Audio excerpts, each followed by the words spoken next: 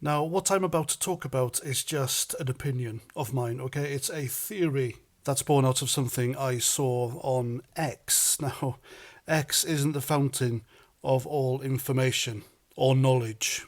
It's just a massive town square where people talk and whatever. But people do post some interesting stuff on there. And there's an account I follow called Ban the BBC, and he posted a tiny article about the Cloward Piven strategy. And it was so interesting, I just had to look into it deeper. And so I looked it up, and the more I read, the more I thought, my goodness, this is happening in this country. It's what's going on right now. Because looking at how things are playing out in this country, because this country is on a knife edge at the moment. It's on the brink of something calamitous. Now, who's driving it, who's behind it, who's playing it, and why, I'm not sure. But it's not good. So the Cloward Piven strategy is named after a couple. They were a married couple, Francis Piven, a professor of political science and sociology in New York, and a now deceased husband, Richard Cloward. And they wrote the article about this strategy in a progressive magazine. This was back in the 60s. Now, in that article, they encouraged as many people as possible to take advantage of welfare programs, or the US version of our benefit system here in the United Kingdom.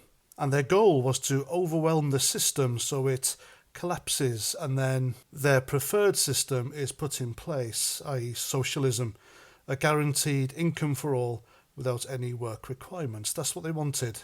And I think that's what's happening in the UK right now.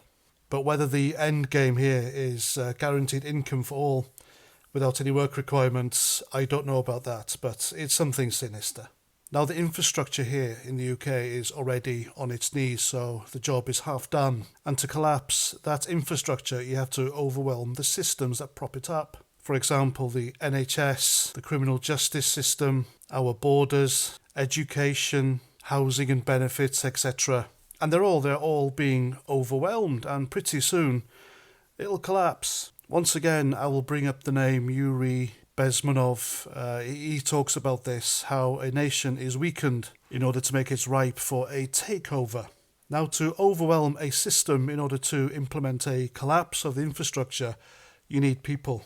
Now, it's a fact that Caucasians are having fewer babies than other groups, and our population is ageing.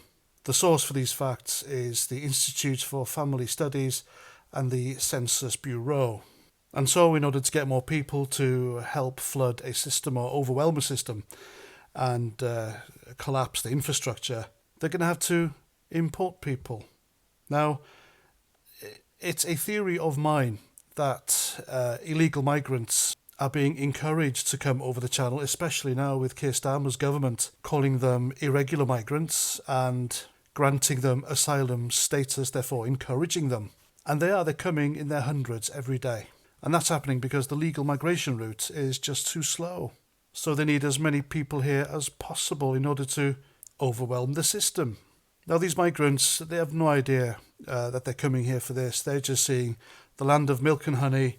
They're economic migrants. A few of them are true, genuine refugees. But I think, like us, they're also being played. And it is a fact that these migrants are having far more babies than us. Therefore, the systems will be overwhelmed, which means the infrastructure will collapse, which means the people playing this game will be able to implement a crisis, which means drastic political change. Now, that change could be mandatory ID cards for everyone, or perhaps mandatory jabs for everyone. I mean, they tried that recently, didn't they? And it didn't really work. And they tried that by overwhelming us with propaganda and scare stories. But luckily, some of us didn't fall for it. Now, a good example of the Cloward Piven strategy is the illegal migration issue. They've encouraged thousands of them to come over here, and apparently we now have around 750,000 odd illegal migrants living in the United Kingdom. We are reportedly the illegal migrant capital of Europe.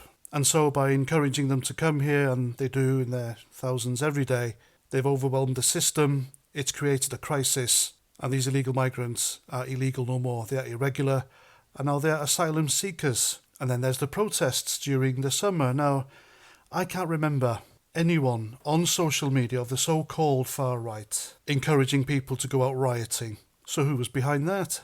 And so we had various riots all over the country, which overwhelmed the police force, created a crisis, and then came the political change, which was giving the police and the judicial system the powers to arrest and fast-track people into jail. And you can see all this happening all over the country. There's examples everywhere. And thinking about it now, a good example that's just come to mind is the Labour Party's amassing a huge unpayable national debt. They are quite literally throwing billions of British taxpayers' money at their own vanity woke projects such as climate change, or propping up asylum seekers, or giving Zelensky $3 billion a year every year to help prolong the Ukrainian war. And of course, with national debt comes inflation, and with inflation comes price rises. And with price rises comes discontent. With discontent comes riots. And then those riots become a crisis. And that crisis then implements political change, I think. Am I right?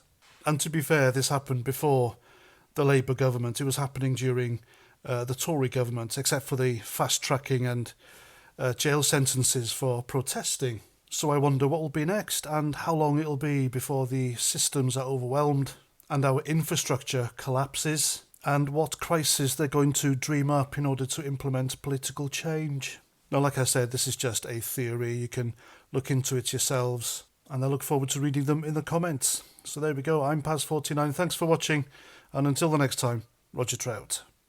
Hi, I'm Paz49 off that video you just watched, and I want to thank you for all the comments, likes and shares. But now it's time to hit that subscribe button.